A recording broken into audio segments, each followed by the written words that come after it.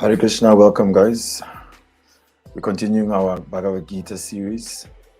Today I'm looking at a couple of verses in the second chapter. If you're new, welcome to the channel. Make sure you hit that subscribe button, join the family and hit the notification bell. Give us a like on the video. I'm happy to be back with you all. Let us check out the verses. This is second chapter. We're going to read from text 2 to text 6. The Supreme Personality of Godhead said, "My dear Arjuna, how have these impurities come upon you? They are not at all befitting a man who knows the value of life. They lead not to higher planets but to infamy. It would be better to live in this world by begging than to live at the cost of the lives of great souls who are my teachers. Even though they desiring worldly gain, they are superiors. If they are killed, everything we enjoy will be tainted with blood. Nor do we know what is better, conquering them or being conquered by them. If we killed the sons of Dhritarashtra, we should not care to live. Yet they are now standing before us, ready to fight." Arjuna is expressing some reasons why he should not fight. I want to highlight the aspect of our nature, which is part of the false ego. We have an ego, which means our identity. We are spiritual beings, we are the soul, the part and parcel of the Supreme. False ego, on the other hand, is false in that we identify with our mind, body, and external environment. And so that false ego comes with the element of being defensive. When we get good advice, someone points out our faults, our ego makes us respond defensively and deny those faults. Defending is natural, just like when something sharp comes before you or you hear a sound that is sudden. You clench your fists or you back away or you try to move your head. It's a natural response, but it is there to protect us from bodily harm. And then on the level of the psychology, this defensiveness tends to be an element that's trying to protect our sense of pride and sense of knowing.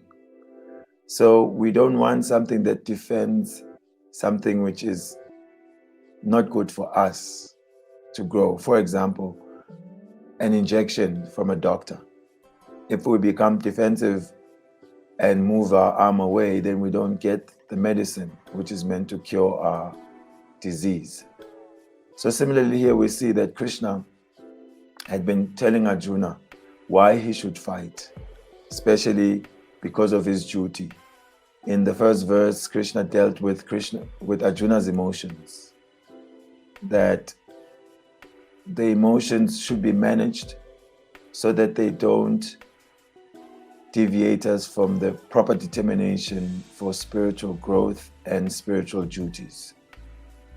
That the emotions are generally responding not to our essence, the soul's needs, but it's generally to the external environment, how we are feeling, and that is always transient, changing.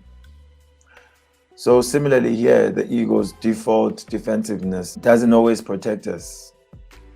It can always, and generally it protects the limitations that prevent us from realizing our highest potential. So this misdirection happens especially when our defensiveness makes us hostile to those who are well-intentioned. Sometimes people beat the doctors. The doctor wants to help you and you don't want to take the injection, you punch the doctor. Horses also, they put these shoes on them to protect them from injury. And sometimes they don't want to be shoed and they may kick the man who's trying to protect them. So those who are well-informed, those who are well-intentioned should not be blocked away by this attitude of defensiveness. Arjuna, at the start of the war, he was overwhelmed, and Krishna deemed his confusion weakness. That's in the 3rd verse. Krishna diagnoses weakness of heart. Why weakness of heart? Because you're going with the sentiments of the heart, what is presently feeling good, but are unable to see the long-term good.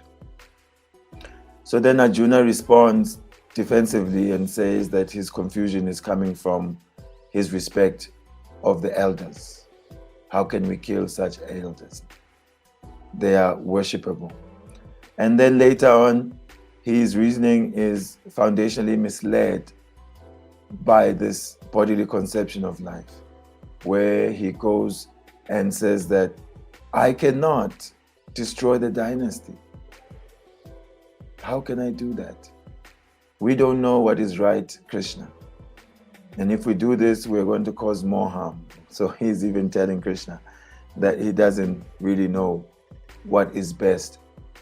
And these are the ego's side effects, where there's this defensiveness that doesn't protect us, but simply protects our misconceptions, and therefore keeps us limited.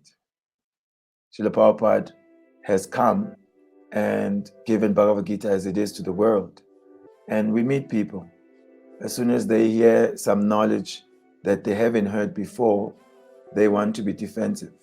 They want to label that information, give it a bad name, and hang it and toss it by the wayside. So limiting them from accessing a broader perspective or a new perspective on a subject they deem they're interested in, namely God consciousness, spiritual growth, cultivating peace, becoming more effective, focused.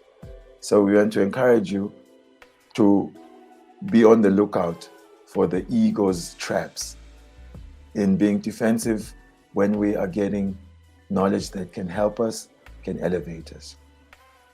Make sure that you leave me a comment in the comments below, and share this video.